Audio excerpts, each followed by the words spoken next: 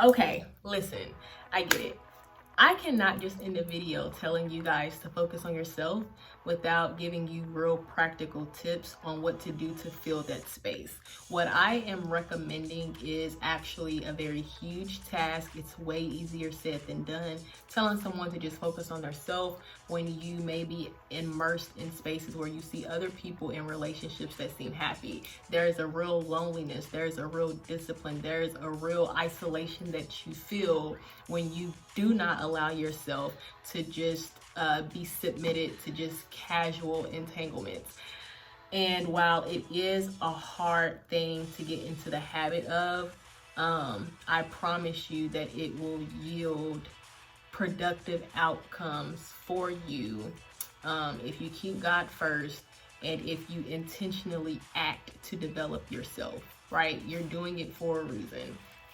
But and I say that, I had to say that because it does sound very arrogant and it can be very tone deaf telling someone to just wait. I remember before I ever had my first real relationship, which I began at the age of 20, I believe, 22 really.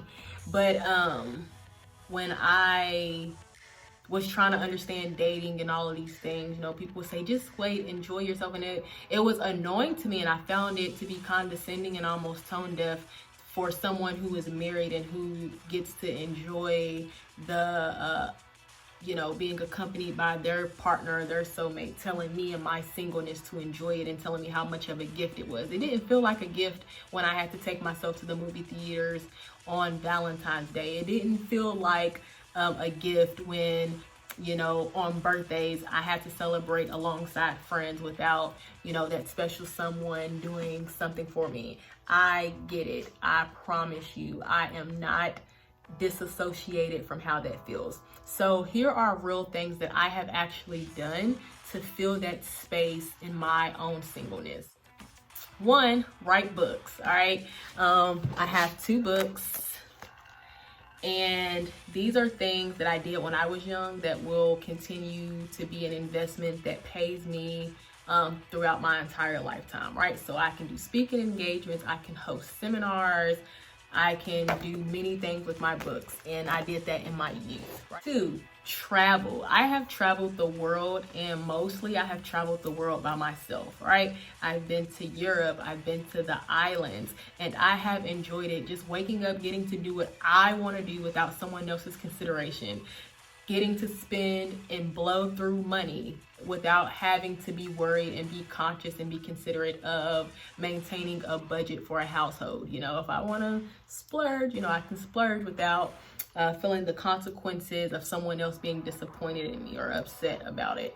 So travel the world, you know, eat and try different foods. So when you do get your boo and they taking you on trips, you know, across seas, when you getting flued out on your passport, you have an idea of what you like. You have developed your own standard for the finer things. All right, so 3, spend time with your friends. What you don't realize is that you will never, ever, ever, ever be this young again.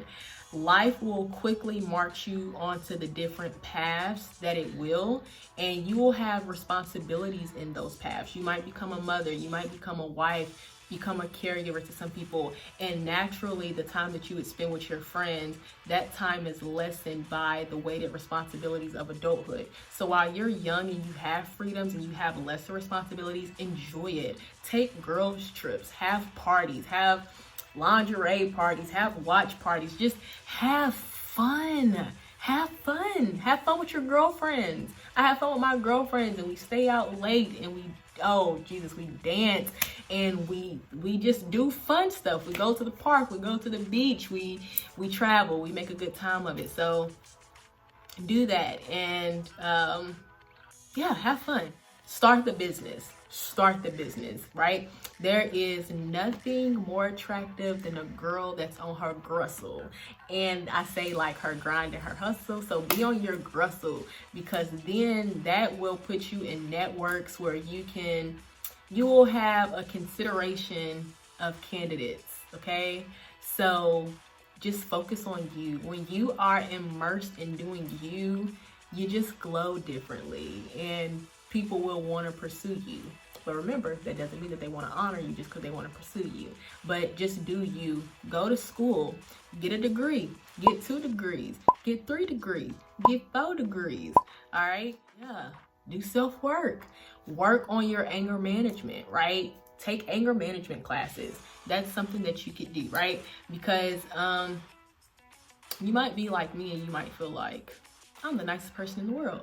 And then when there's someone constantly agitating you or presenting themselves to be a mirror and they show you issues that you didn't even see you had in yourself, that can be a real drawback, you know, in creating a healthy relationship. So take anger management, because you really might just think that you're not an angry person or that you have perfect conflict resolution, because there is no conflict that needs to be resolved. But when you find yourself in situations that need real conflict resolution, do you have productive ways to deal with that outside of passive aggression or outside of just shutting down?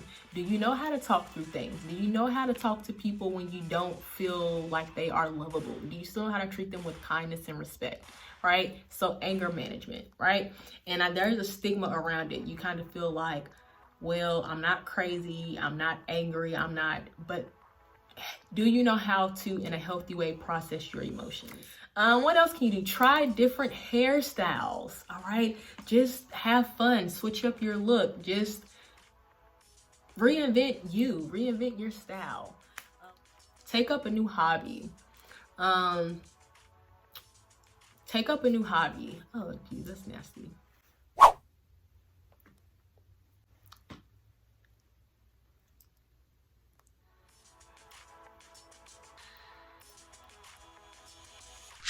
Okay. Get involved in your community, get involved in church, be of service to other people, give of yourself freely, create a vision board, storyboard, and dream aloud what it is you would like your life to look like. Read the Bible. If you really do want to become that wife or that husband, don't just approach it for the pageantry of it. I really feel like you should know more about the duties or the expectations of being a wife than the planning of your wedding, all right? And so ask yourself, what does it really mean to be a wife? Objectively, subjectively, what do these things really mean? How can I thrive in these capacities? Ready yourself for what it is that you want to become. Think about the traditions that you would want to institute into your family. What type of holiday traditions? What type of cooking traditions do you want to be able to learn? Do you know how to cook? That's something that I am that is something that I am taking my time to slow down and learn how to do as we speak. So there's just so many ways that you can occupy yourself in your singleness.